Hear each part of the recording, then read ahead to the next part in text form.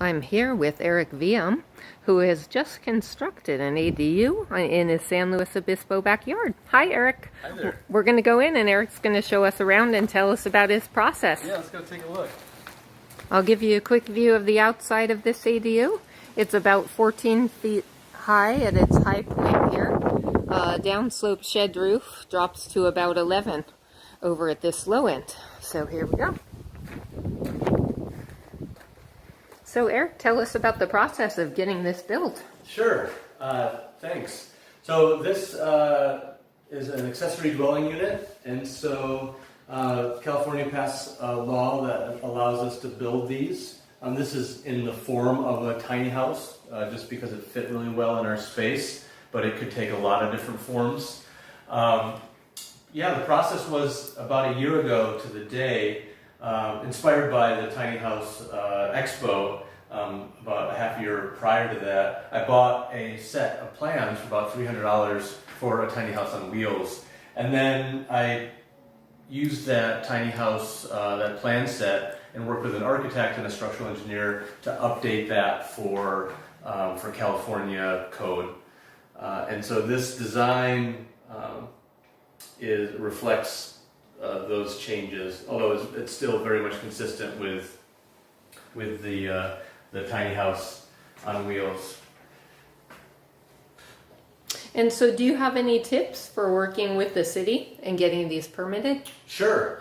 Well, first and foremost is do your homework, right? That means like reading and knowing the code yourself, working with good people, the architect and the structural engineer, and also when you submit plans, you got a bird dog to the city staff. That means like following up with emails and phone calls, knowing when their deadlines are. And so with ADUs, you actually have accelerated review, with the first review being done in 2 weeks and following reviews being done in a week.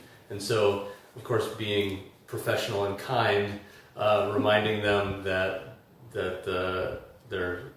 they have an obligation around a certain timeline. And this is under state law, yeah, under the California ADU code. It's under state law, right. Exactly. And so, but in general, the city was great to work with. There was some education process, but for the most part, I think it was a smooth process. It's really the two things that I say again is like knowing the code, because that helped me to even with my architect to challenge certain ideas that they had about what was possible, and then second, really bird dogging the city staff. Mm-hmm. And what did your architect kind of not want to do or want to do? Was that involved with the size of this, the small size? We're at about 300 square feet. Yeah, so this is the internal square footage is about 250 square feet with a 100 square foot loft. It was really around like nuances in the code, right? So this is considered under state law a tiny house, even though it's not on wheels. So there's a special appendix in the code. Q. You're talking about appendix Q appendix then, Q. for some of your ceiling heights Ceiling and that heights, stuff that your access, architect wasn't too yeah, familiar that they weren't with. familiar on. So I got to know that really well, and to say, Okay. well, we can do it like this. And like for example, we have a sliding door as our main door. Most people assume that it needs to be a swinging door. But the code allows for sliding. So like certain things like that, I read through the code, it wasn't that hard, and was able to point out that those things were possible. So that was a process then of both educating your architects Yes. and your planning department in and the so process. This goes back to just spending a little bit extra time doing my homework and being able to knowledgeably speak to issues of concern, especially if there was something particularly I wanted to achieve with the design. And so what surprised you in this process?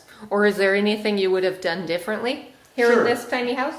Yeah, so one thing that I learned, so this, as I said, it was inspired by a tiny house that was on wheels. And so when we built it with a sleeping loft that has a reduced ceiling height, which is still really comfortable. But the ADU laws allow for up to 16 feet of height Right. with the 4-foot setback, and so if I had it to do over, I would take advantage of that extra height. You would have gone up to I the would have gone up to 16. the 16, yeah. Okay, yeah. We wondered about that with your head clearance. Yeah. I don't know if it's visible in this video, but the loft head clearance is around 3 to 4 feet. It's about 4.5 here and 5.5 on the Oh, back so it's end. up to 5.5 even. Yeah. Oh, okay. I didn't go try to stand there. It's higher than I thought. Yeah. But not quite head clearance Not for quite head somebody clearance. of most of our heights. Yeah, but still comfortable as a sleeping loft.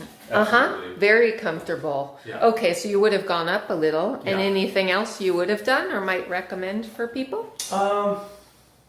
You know, overall, I'd say like the schedule was pretty aggressive, right? Like to be able to turn this around in a year, and I have a renter that's going to be moving in July 1st, and today is June 26th, and I just passed final inspection 2 days ago, so that's cutting it a little bit close, and so I would just we were really lucky working with great contractors, and so just providing more kind of breathing room. But it never at any point felt like it was a mad dash, and I'd say part of that is just great luck with responsive contractors. Yeah. Great. Well, we got a lot of enthusiastic people out here today. We had around 50 people coming through the house, and Yeah. they were all impressed and felt like they understood how someone could easily live in and enjoy this beautiful space. Yeah. And so anything else that you think of that might help people in similar projects? Well, I just wanted to share that. So I'm the owner of this property and acted as the general contractor for the project. And so I've had some experience doing some renovation work. There was a learning curve, and it was manageable, right? And so I would encourage people who have the time. And, you know, it was a less than part-time, sometimes more time intensive, but for someone who has an inclination towards project management, this is definitely manageable, and it probably saved me $50,000 in management costs, and so I was able to meet my budget objective of $100,000 for the whole project, including lots of other infrastructure and landscaping for the entire property. So a lot of value that will ultimately provide housing, attractive housing, affordable housing, and provide valuable income for my family. Well, thanks, Eric, for showing this off. And just the last thing, it may be helpful to know what you expect in rent for this approximately. Sure. For the payback period. Yeah, so again, the all-in was about $100,000, and I paid for that in cash. And then we'll be renting it for about $1,500, and that includes the utilities and other amenities like internet and laundry. And then this will this improvement will be reassessed for property taxes, so my property taxes will go up, but I anticipate that we'll probably bring in about $1,200 a month in gross, or in net income, which is about $15,000 per year, which would pay for this in about 6.5 years. Okay. And then provide an ongoing cash flow for my family in perpetuity. Wonderful. 6.5-year payback on this approximately $100,000 investment, and a beautiful, affordable, moderate income, affordable space for someone who needs it. Yeah. So win all around. Thanks, Eric. Yeah, thank you.